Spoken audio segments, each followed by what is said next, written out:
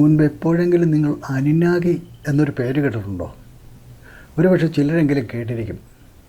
ഒരുപാട് അന്ധവിശ്വാസങ്ങൾക്ക് വളമായൊരു പേരാണത്. പണ്ട് നമ്മുടെ നാട്ടിൽ ധാരാളം മാടനും മറുതയും ചാത്തനും യക്ഷികളും തുടങ്ങി ആ ജനസിൽപ്പെട്ട ഒരു 100 കൂട്ടം പിശാചുക്കളുണ്ടായിരുന്നു. എന്നാൽ ഇന്ന് അവയെ ഒന്നും തീരെ കാണാനേ ഇല്ല. അതൊക്കെ വെറുതെ അങ്ങ് ഇല്ലാതായതല്ല. ആ ദുർമൂർത്തികളെ ഉച്ചാരണം ചെയ്തത് ഒരു ഭീകര മന്ത്രവാദിയാണ്. തൊട്ടാൽ പോലും കിടുകിടെ വിറപ്പിക്കുന്നൊരു മഹാമാന്ത്രികൻ. ആ മന്ത്രവാദിയുടെ പേരാണ് വൈദ്യുതി അല്ലെങ്കിൽ ഇലക്ട്രിസിറ്റി. നിങ്ങൾ അനിനാഗി എന്ന് യൂട്യൂബിൽ സെർച്ച് ചെയ്ത് നോക്കിയാൽ അറിയാം. ഇത്തരം പ്രചരണങ്ങൾ നടത്തുന്നതിൽ വിദ്യാസമ്പന്നരായ മലയാളികൾ മറ്റാരേക്കാളും മുൻപിലാണ്. അധികം കാലമൊന്നും ആയിട്ടില്ല അതിവേഗത്തിൽ നമ്മുടെ ശാസ്ത്രം പുരോഗതി നേടാൻ തുടങ്ങിയിട്ട്. അതിലും കഷ്ടിച്ച് 50 വർഷം മാത്രമേ ഉള്ളൂ ശാസ്ത്രം റോക്കറ്റ് വേഗം കൈവരിച്ചിട്ട്. ഇലക്ട്രോണിക്സിൻ്റെ വിപ്ലവകരമായ വളർച്ചയാണ് അതിന് നമ്മെ പ്രാപ്തമാക്കിയത്. വൈദ്യശാസ്ത്രം, മാനസികാരോഗ്യ രംഗം, വിവരസാങ്കേതിക വിദ്യ തുടങ്ങി എണ്ണിയാൽ ഒടുങ്ങാത്ത മേഖലകളിലൊക്കെ ലോകം അഭൂതപൂർവമായ വളർച്ച നേടിയതും ഇലക്ട്രോണിക്സിൻ്റെ കൂടി പങ്കാളിത്തത്തോടു കൂടിയാണ്. അതിൻ്റെ മാന്ത്രിക ചിറകിലേറിയാണ് ആധുനിക മനുഷ്യൻ ഗോളാന്തര യാത്ര നടത്തിയത്. കോടിക്കണക്കിന് പ്രകാശ വർഷങ്ങൾക്ക് അപ്പുറത്ത് എവിടെയെങ്കിലും ജീവൻ്റെ തുടിപ്പുണ്ടോ എന്ന് കണ്ണുമിക്കാതെ അന്വേഷിച്ചുകൊണ്ടിരിക്കുന്നതും സയൻസിൻ്റെയും ടെക്നോളജിയുടെയും പിൻബലത്തോടെയാണ്. എതിർദിശയിൽ അതേ വേഗത്തിൽ അന്ധവിശ്വാസ പ്രചാരണങ്ങളും നടക്കുന്നുണ്ട് എന്നത് പേടിക്കേണ്ടത് തന്നെയാണ്. പ്രേതബാധയും ആഭിചാരവും മൃഗബലിയും ഒരുപക്ഷെ നരബലി പോലും നാടുവിട്ടു പോയിട്ടില്ല. അവയൊക്കെ തിരിച്ചുവരവിൻ്റെ അവസരത്തിനായിട്ട് അക്ഷമരായിട്ട് കാത്തിരിക്കുന്നുണ്ട് എന്ന് വേണം നാം മനസ്സിലാക്കേണ്ടത്. അത്തരം വാർത്തകളാണ് നിരന്തരം കേൾക്കുന്നത്. നമസ്കാരം, ഞാൻ ദാസണക്കര. ലോകായനത്തിൻ്റെ പുതിയൊരു വീഡിയോയിലേക്ക് എല്ലാവർക്കും സ്വാഗതം.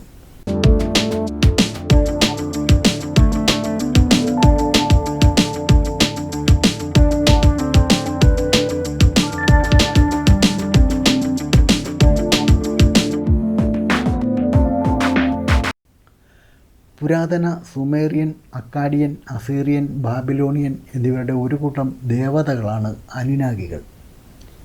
ആനിൻ്റെയും ഭാര്യയായ കീ എന്ന ഭൂമി ദേവിയുടെയും സന്തതികളാണ് അനിനാഗികൾ എന്നവർ വിശ്വസിച്ചു.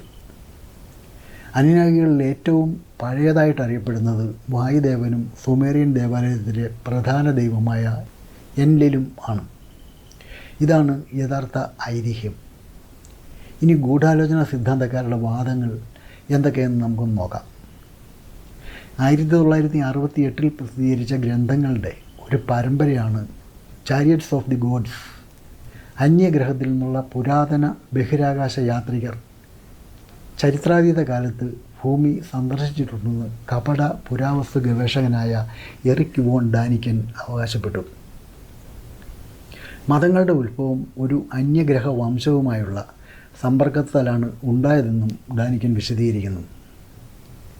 അതിന് സുമേറിയൻ മതഗ്രന്ഥങ്ങളുടെയും ബൈബിൾ പഴയ നിയമത്തിൻ്റെയും വ്യാഖ്യാനങ്ങളാണ് തെളിവായി അയാൾ കൊണ്ടുവരുന്നത്. 1976 തൻ്റെ ദി 12th പ്ലാനറ്റ് എന്ന ഗ്രന്ഥത്തിൽ മറ്റൊരു എഴുത്തുകാരനായ സക്കറിയ സിച്ചിൻ അവകാശപ്പെട്ടത് 5 ലക്ഷം വർഷങ്ങൾക്ക് മുമ്പ് ഭൂമിയിലേക്ക് വന്ന നിബിരു എന്ന ഗ്രഹത്തിൽ നിന്നുള്ള ഒരു പുരോഗമന ഹ്യൂമനോയിഡ് അന്യഗ്രഹ ജീവിയാണ് അനിനാഗി എന്നാണ്. ഈ ഗ്രഹം വിലയേറിയ ലോഹത്താൽ സമ്പന്നമായിരുന്നത്രേ. പക്ഷേ ഈ സ്വർണത്തിനും വെള്ളിക്കുമൊക്കെ അല്ലെങ്കിൽ അതുപോലുള്ള മറ്റ് ലോഹങ്ങൾക്ക് ഭൂമിയിലെ മനുഷ്യരല്ല വില കൽപ്പിക്കുന്നത് എന്നൊരു ചോദ്യം വരുന്നില്ലേ?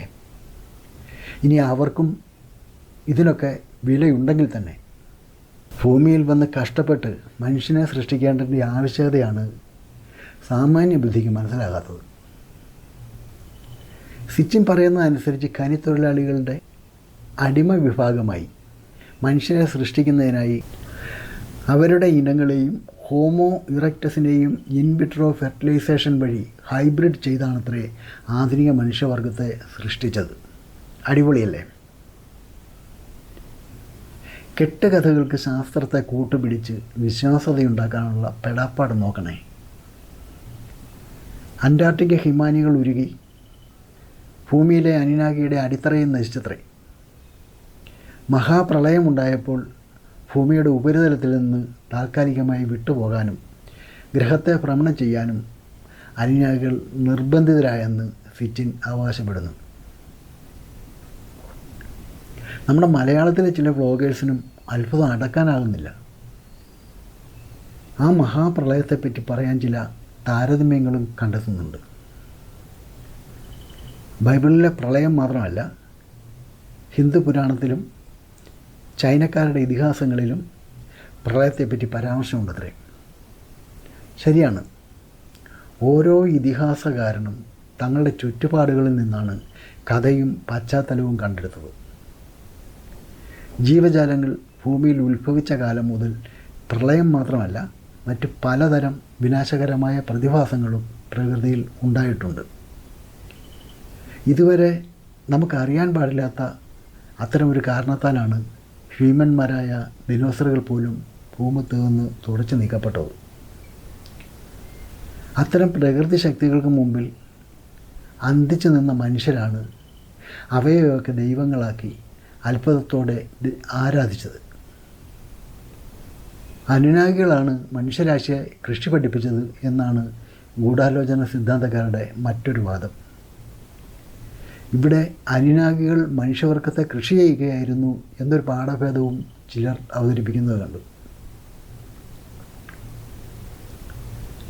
സിച്ചിൻ്റെ അഭിപ്രായത്തിൽ പുരാതന ലോകമെമ്പാടുമുള്ള പിരമിഡുകളും അത്തരത്തിലുള്ള മറ്റെല്ലാ അത്ഭുത നിർമ്മിതികളും അനുനാഗികളാണ് നിർമ്മിച്ചതെന്നും അത്യധികം നൂതനമായ സാങ്കേതിക വിദ്യകളില്ലാതെ അതൊക്കെ നിർമ്മിക്കുന്നത് അസാധ്യമാണെന്നുമാണ്. അതായത് ഇതൊക്കെ മനുഷ്യർക്ക് സാധ്യമല്ലാത്ത കാര്യങ്ങളാണെന്ന്. 1980 പ്രസിദ്ധീകരിച്ച the stairway to heaven, 985 the wars of gods and men എന്നിവയുൾപ്പെടെ പിന്നീടുള്ള കൃതികളിൽ സച്ചിൻ ഈ മിത്തോളജി കുറേ കൂടി വിപുലീകരിക്കുന്നുണ്ട്. 2007 ദി എൻഡ് ഓഫ് ഡേയ്സ്, അർമഗദ്ദോനും റിട്ടേണിൻ്റെ പ്രവചനവും തുടങ്ങിയ ഗ്രന്ഥങ്ങളിലും മെസോ അമേരിക്കൻ ലോങ് കൗണ്ട് കലണ്ടറിൻ്റെ അവസാനത്തോടുകൂടി ഒരുപക്ഷെ 2012 തന്നെ അനുനാഗി ഭൂമിയിലേക്ക് മടങ്ങി വരുമെന്ന് പ്രവചിച്ചിരുന്നു. സിച്ചിൻ്റെ രചനകൾ മുഖ്യധാരാ ചരിത്രകാരന്മാർ സാർവത്രികമായി കപട പുരാവസ്തു ശാസ്ത്രം എന്ന് ലേബൽ ചെയ്ത് തള്ളിക്കളഞ്ഞതാണ്. സുമേറിയൻ ഗ്രന്ഥങ്ങളിലെ ഉദ്ധരണികളും പദങ്ങളും കൂട്ടിച്ചേർത്ത് ഒരു മാജിക് കാട്ടി സിച്ചിൻ ബോധപൂർവം തെറ്റിദ്ധരിപ്പിക്കുന്നതായി അവർ കണ്ടെത്തി. ഇതിനെയാണ് നമ്മുടെ നാടൻ ബ്ലോഗർമാർ കൊണ്ടാടുന്നത്. എനിക്ക് തോന്നുന്നത് നമ്മുടെ കൊച്ചു കേരളത്തിലും അനുയായികൾ വന്നിട്ടുണ്ടെന്നാണ്. പക്ഷെ നമ്മളവരെ ഭൂതത്താന്മാരെന്നാണ് വിളിച്ചതെന്ന് മാത്രം. കേട്ടിട്ടില്ലേ ഭൂതത്താൻ അണക്കെട്ടെന്നൊക്കെ? അതൊക്കെ പിന്നെ ആരാ ഉണ്ടാക്കിയത്? ഇഴജന്തുക്കളുടെ ഗൂഢാലോചന സിദ്ധാന്തം എന്നൊരു പൊട്ടത്തരം പ്രചരിപ്പിച്ച ബ്രിട്ടീഷുകാരനായ ഡേവിഡ് ഐക്കെ തൻ്റെ സിദ്ധാന്തത്തിലെ ഉരകങ്ങളുടെ അധിപന്മാർ യഥാർത്ഥത്തിൽ അനുനാഗികളാണെന്ന് അവകാശപ്പെട്ടു. സിച്ചിൻ്റെ രചനകളാൽ സ്വാധീനിക്കപ്പെട്ട ഐക്കെ അവയെ തൻ്റെ സ്വന്തം നവയുഗത്തിനും ഗൂഢാലോചന അജണ്ടയ്ക്കും അനുകൂലമായി ഉപയോഗപ്പെടുത്തുന്നുണ്ട്.